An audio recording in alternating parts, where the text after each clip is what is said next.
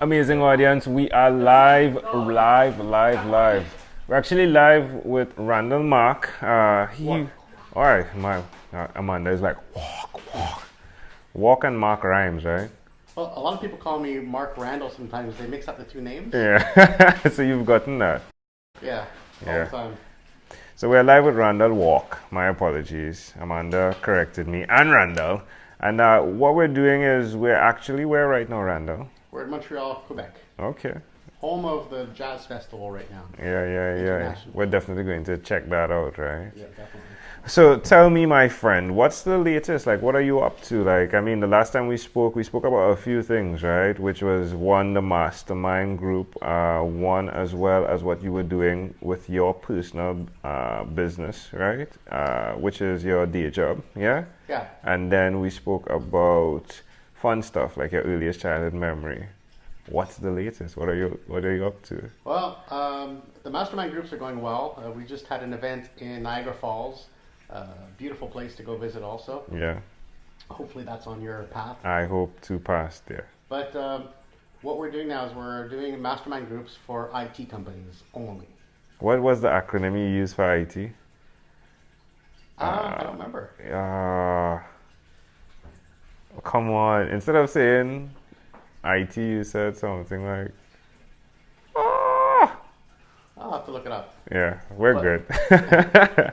But what we're doing is we're getting together people who own IT companies or computer companies, and we're putting them together with their peers so they can solve problems. Yeah, And we're getting it directed or having the facilitator being a business coach. So maybe it's somebody in marketing and sales, and it's actually really going well because a lot of people don't know what a mastermind group is. So we had an event. It's a 2-day retreat, and we did 2 full masterminds. I took care of one that was more of a sort of best practices, and that was really cool. People they got it. They actually started bonded. They even would go Yeah. out to like maybe the bar afterwards, yeah. and hang out with their little group. Because once you start sharing with people and helping others out, and they help you out, you start to get that bond. And I saw that like develop in front of my own eyes, and it was kind of cool to see how people are responding. Is it something that you think should be done with total strangers? Well, I do an event, maybe this is what you're talking about, but I do an event called Wine About Business, where I get together companies that are completely different, and I put them in a room together, and we have some wine, and we talk about business problems, and we solve it. But I run it like a mastermind group. They don't know it's a mastermind group. Yeah, you said that, yeah. And it's pretty cool. My next one is actually, I'm kind of branching out. I did a couple where I brought different people from different, whatever they're doing. I had a person that was doing, that was an artist, like fine arts, but doing corporate events. I had Yeah. a person that was in cleaning. I had a person that was building jewelry. I had a contractor. And they're all helping each other out in the room, even though they have different businesses. Yeah. This time, the next one I'm doing is specifically for photographers. So I want to get like 8 to 10 photographers in one room in the same industry and give themselves like tips. And It's energetic, isn't it? Like you get to feed off of the energy of what's going on there in terms of the collaboration. well, there's a book by Keith Ferrazzi that says, "Who's Got Your Back?" And when they asked, they interviewed a whole bunch of people, and they asked that question, "Who's got your back?" And 60% of the people said that no one had their back. Yeah. And out of the 60%, 50% of those were married. Wow. So imagine, you don't even feel like your mate has your back. Wow. And a mastermind group, to me, or the events like the Wine About Business, it's all about people having your back and say, like, listen, we might be competitors, but there's enough clients for everyone. Here's what I do that works, and this is what I did that did not work, so don't waste time on that. Yeah. And you become closer, and you both become better. What's the best way for people who are listening to connect with you? Well, they can connect to me. Basically, my website is Wine About Business. It could be IT Revolution, which is my speaking website, or my new project. We're talking about new stuff. Yeah. I have a passion for live music, so I'm always helping out musicians. Every time I do an interview with a musician or I review a concert or something, I talk to them afterwards. I always end up talking about the business of the art, Yeah, makes sense. And I find it fascinating, and I think that every time I had these conversations, I got such a great response from them that I figured I have to do this more often, but on a wider scale. So I too am starting a podcast. I took an 8-year hiatus. It's been a while. My ear is really old, but I'm getting the cobwebs upgrading. out. And I'm interviewing entrepreneurs that have nothing to do with the music industry, and I'm getting them to help out musicians who maybe want to quit their day jobs and take this full time. That's great. I mean, there are many musicians that want that model. There are two people that I would need to connect you with. One, there's the podcaster DC Music Rocks, which is Brian Nelson Palmer, right, in DC. He'll definitely be great for you to connect to. And there's one other person that popped up in my mind, but has evaded me now. Jeff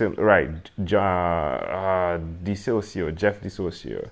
So he does a networking type model event once a month in Boston. And I think like they have like 10,000 people now. And it started small, like with 20 people. Well, with 2 and 20 and grew and grew. That's basically, I'm at the small part.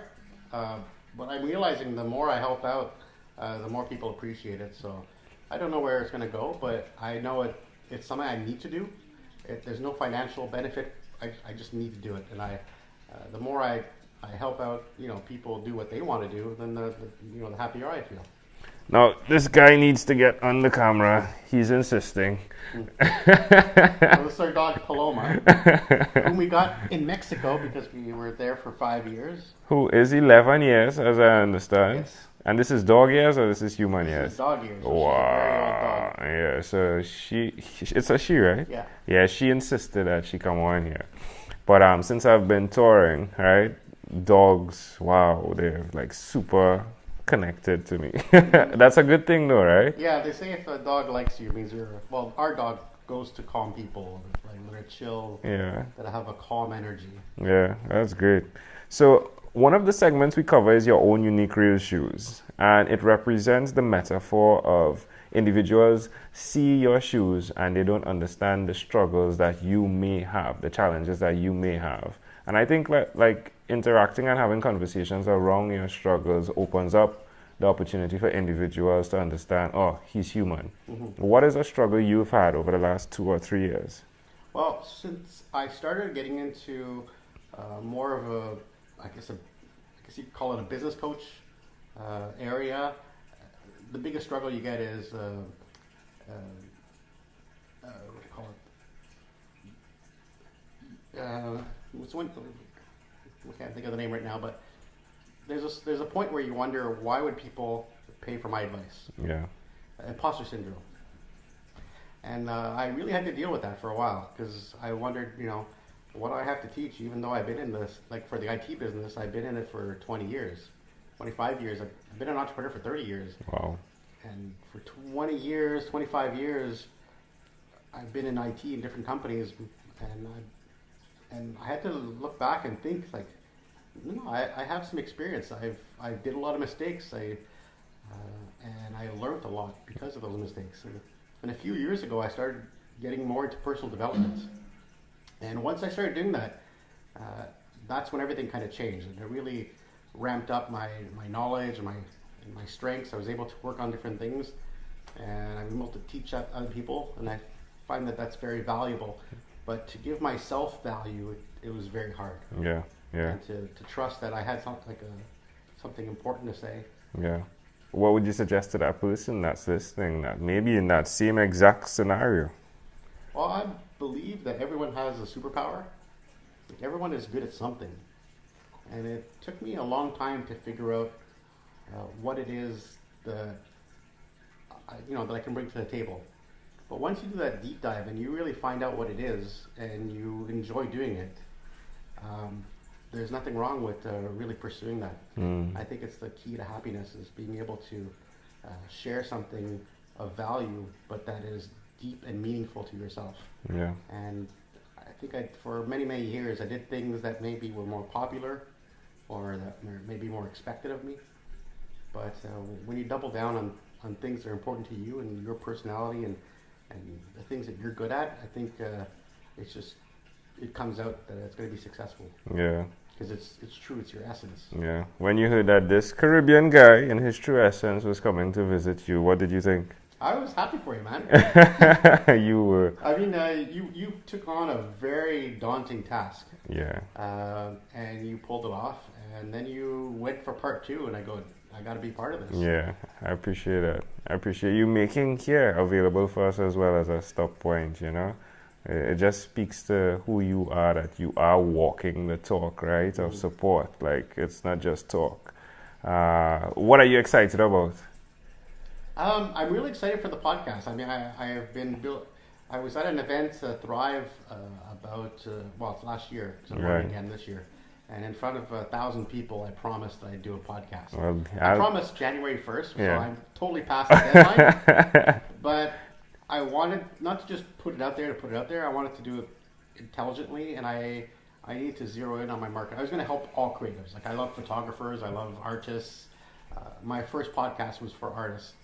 But now I figured, no, I'm going to narrow in on the niche that I really enjoy helping, which is musicians. Yeah. And those are the ones I'm constantly talking to and having conversations with. So that's what I'm excited for right now. It's like my little passion project. Yeah, love it. We've got some blogs coming out. I'm making some connections. I'm getting some really cool entrepreneurs that are volunteering their time to come on my show, and it's a show that, it's not out yet, so I don't have a track record. Yeah, but it's Randal.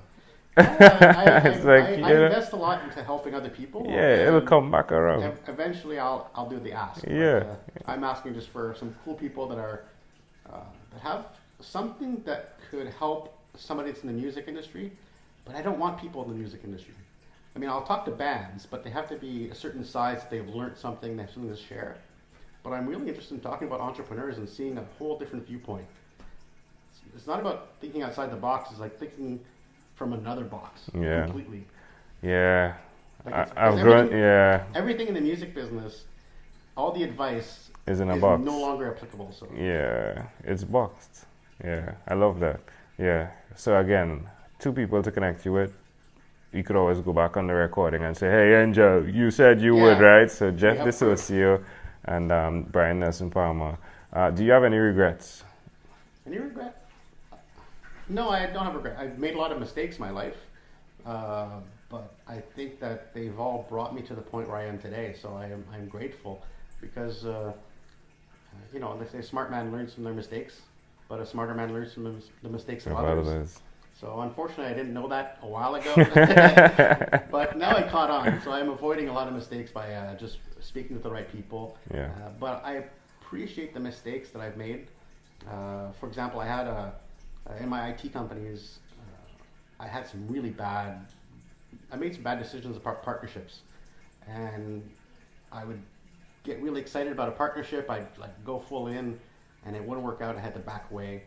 Did that a couple times, and I realized, wow, I wasn't asking the right questions. I wasn't going in there fully knowledge about what I should be looking for in a partner, and I've learned so much. So now, if anybody wants to do a partnership at an IT company, I'm the man to talk to because I've done all the mistakes, so I can tell you exactly what not to do. And there's a value to that. Randal, this has been a great pleasure, my friend. Before we leave, is there anything else you'd like to share with our amazing audience? I just think that we talked about a little bit about finding what it is that you do, and that you do well, that you enjoy doing, and I think that's important. I think there's a lot of times we get caught up with the day-to-day, and I mean, even if it's a side gig, you might have to do the 9 to 5 to pay for the meals and to put a roof over your head. But if you can find something that's true to you and that you're passionate about, and even as a little side project, even if it brings no money, just helping out others, I think it's something that should be done because it will make you happy. Yeah, that's love that. Finding out. Love that. Thanks for sharing that. It's beautiful. Amazing audience. You're hearing it live here. It's so much fun. Like when you get to our home and do a podcast conversation, believe me, like you get to meet the most amazing people. Like, thank you for being on what is inspired by 12-minute convos with Angel Jones. Thanks, man. Boom.